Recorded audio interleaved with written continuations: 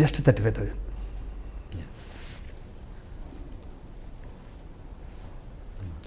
ఆ వ్యక్తి కిడ్నీ నాకు యాక్సిడెంట్ అయింది తెలిసి కిడ్నీ ప్రాబ్లం వచ్చిందని ఎవరో చెప్తే తెలియకుండా, చదువులేదు కాబట్టి, మా సార్కి నేను కిడ్నీ ఇస్తాను అని ఆ 13 రోజులు అక్కడే ఉన్నాడు.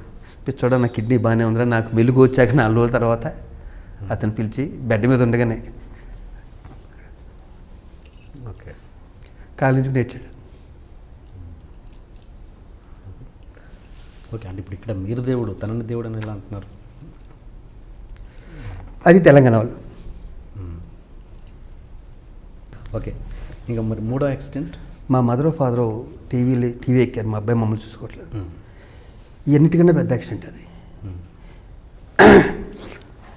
కొంతమంది దుర్మార్గులు ఉంటారండి. ఇది ప్రతి తల్లిదండ్రులకి చెప్పేది. ఇది అంటే నేను చెప్పేంత గొప్పని కాకపోవచ్చు, కానీ మీ అబ్బాయి సినిమా ఆర్టిస్టు, మీ అబ్బాయికి మణికొండలో 100 కోట్ల స్థలం ఉంది, మీరేంటి ఇంకా పెంట్ హౌస్లో ఉంటారు, ఇలాంటి ఏంటండి. మా మదర్ ఫాదర్ లేకపోతే నేను ఈ స్థితికి వచ్చేవాను కాదు. నేను లేకపోతే 20 ఏళ్ళ క్రితమే జాబ్ రిజైన్ చేసిన మా మదర్ ఫాదరు ఇంత కంఫర్ట్గా హైదరాబాద్లో ఉండేవారు కాదు.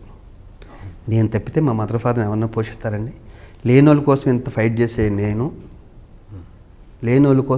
చేసే నేను మా మదర్ ఫాదర్ని చూసుకోవడం కామన్ సెన్స్ నాకు ఉండదు.